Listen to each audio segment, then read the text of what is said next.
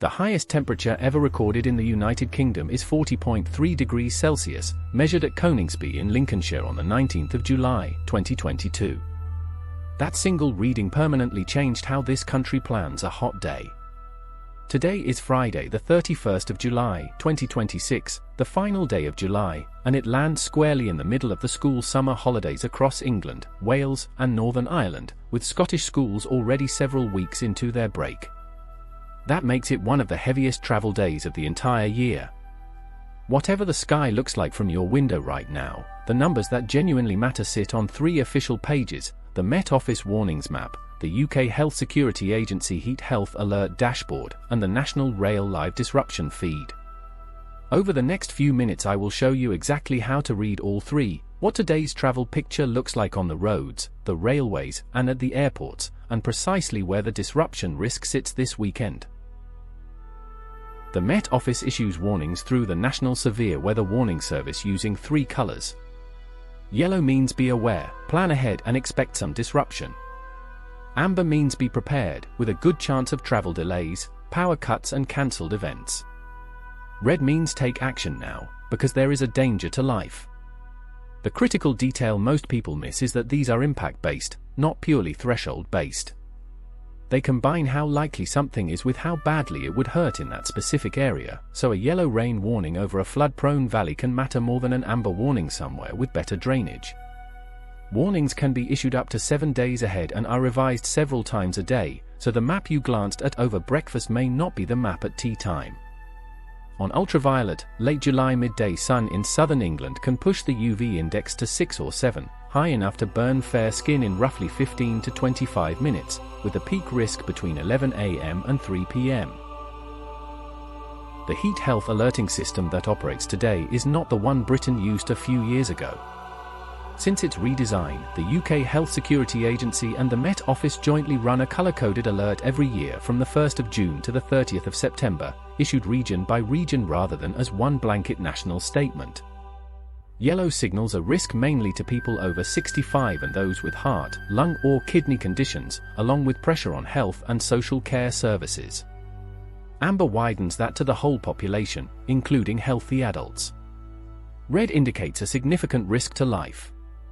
Because the alerts are regional, London and the South East can sit under a live alert while Northern England and Scotland sit clear on the very same afternoon. The pollen picture has also turned this week. Grass pollen, which dominates June and early July, is fading by the end of the month, while weed pollen and fungal spores climb, which is why some hay fever sufferers feel worse in August than they did in June. The biggest live travel story affecting British holidaymakers today is not domestic.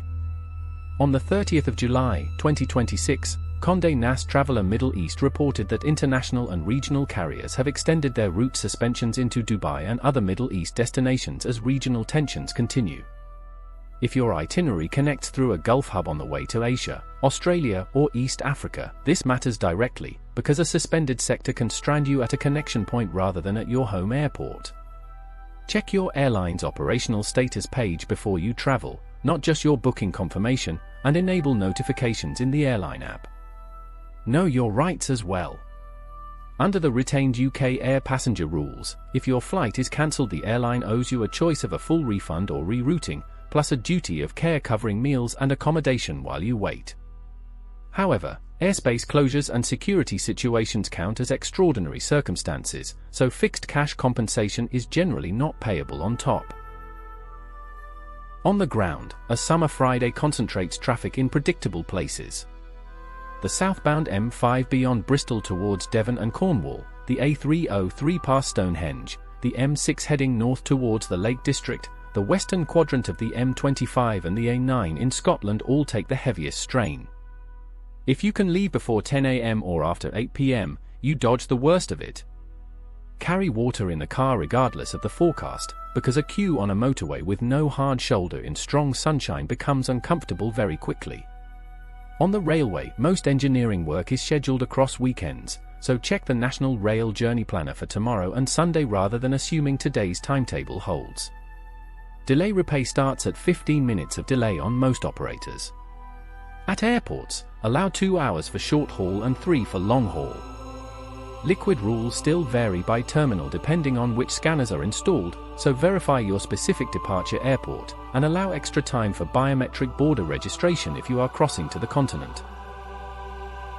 3 events are shaping crowd levels today. Glasgow is hosting Day 9 of the Commonwealth Games, with the athletics spotlight on Neeraj Chopra in the javelin and 10 Indian boxers chasing gold, as reported by the Economic Times this morning. These games use a deliberately compact venue plan across Scotstoun Stadium, Tollcross International Swimming Centre, the Emirates Arena and the Scottish Event Campus, which means public transport pressure is concentrated rather than spread across the city. In London, Luke Combs is bringing a stadium country show to Wembley, with Time Out publishing stage times and last-minute ticket guidance on the 30th of July, 2026. Wembley Stadium holds around 90,000 people and operates a strict bag policy, and umbrellas are not permitted inside, so a lightweight poncho is the sensible choice if showers are forecast. For everyone else, Time Out has also published 6 free things to do in the capital across the 31st of July to the 2nd of August, which is a useful fallback if the weather turns and outdoor plans need rethinking. Looking just ahead, the driver of British weather over the next few days remains the position of the Atlantic jet stream. When it tracks north of the UK, high pressure builds and settled, warmer conditions follow. When it dives south, low pressure systems queue up off Ireland and deliver bands of rain and gusty winds.